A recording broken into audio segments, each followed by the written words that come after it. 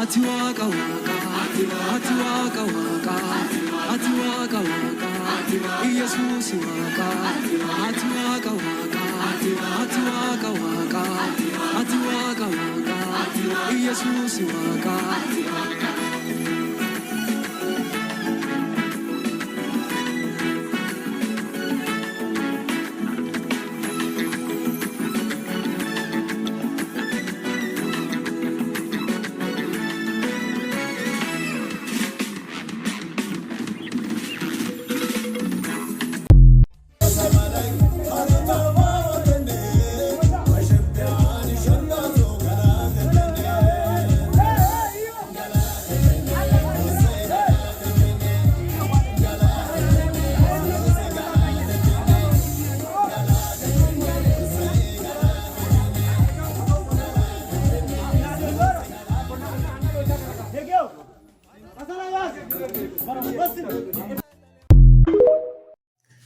ሰላም ይብዛላችሁ የአባቴ ብሩካን እንደተለመደው ሼር ማድረግን አትርሱ ለብዙዎች እንዲደርስ ሼር አድርጉ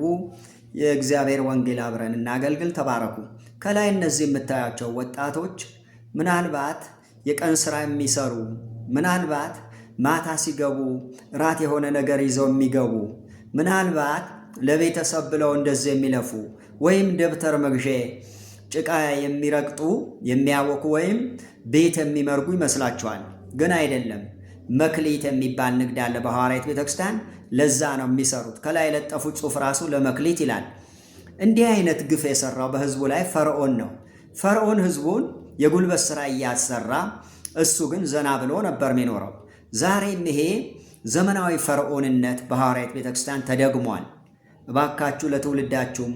ለዘራችሁም ለእድሜያችሁም ለእናንተም ጥሩ አይሆንም ለ60 ዓመት ሙሉ ህዝቡ እንዲህ ስትበዘብዙት ነው ያላችሁ ህዝቡ እንደዚህ ስትዘርፉት ነው ያላችሁ አይበቃም እንዴ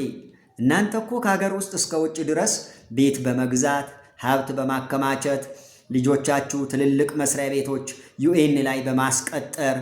ውጭ ሀገር ወስዳችሁ የመኪና ማጠቢያ በማቋቋም ብዙ ነገሮች እናውቃለን የድሃው ልጅ ግን ዛሬም ጭቃ ያቦካል ቤት ይመርጋል ቡና ይለቅማል አጨዳ ያጭዳል እናቶች እንሰት ይፍቃሉ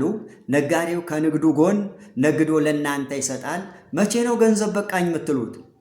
ይሄ ፎቅ ምንድነው ይዛችሁ ሰማይ ልትሄዱ ነው ይሄ የምትሰሩት ቤት በየቦታው ለምን ሊያረግላችሁ ነው ኧረ ተው ኧረ እግዚአብሔርን ፍሩ በነፃነት ልንኖር ክርስቶስ ነፃ ወጣን ይላል ህዝቡ ከነፃነት ወደ ባርነት እኮ እየወሰዳችሁት ነው ከእግዚአብሔር ቃል አንድ ቦታ ላንብብ የሐዋርያት ሥራ ምዕራፍ 20 ቁጥር 29 ጳውሎስ እንዲህ ብሏል ከሄድኩ በኋላ ለመንጋው የማይራሩ ጨካኞች ተኩላዎች እንዲገቡባችሁ ደቀ መዛሙርትንም ወደ ኋላ ይስቡ ዘንድ ጠማማ ነገር የሚናገሩ ሰዎች በመካከላችሁ እንዲነሱ እኔ አውቃለሁ አለ እግዚአብሔር ይመስገን እናንተ ጉልበታችሁ በከንቱ የምትጨርሱ ወጣቶች እባካችሁ ንቁ እግዚአብሔር የምትነቁበት መንፈስ ይላክላችሁ በቃኮ ምን አገኘ ምንድነው ተጠቀምከው ምንድነው ያተረፍከው እግዚአብሔር የማስተዋል መንፈስ በህዝቡ ላይ ያምጣ ጸሎቴም ምኞቴም ነው ከዛ ቤት የወጣችሁ ወንድሞች ድምጻችሁ አሰሙ ለመንግስት ድምጻችሁ አሰሙ ለህዝብ ዝም አትበሉ ዝም ስትሉ እግዚአብሔር እናንተን ይበቀላችኋል ትውልዳችሁን ይበቀላል እኔ ዝም ብላል ዛሬ ዝም ብንል በደለኞች ሆነን እንሆናለን አሉ እነዛ ሰዎች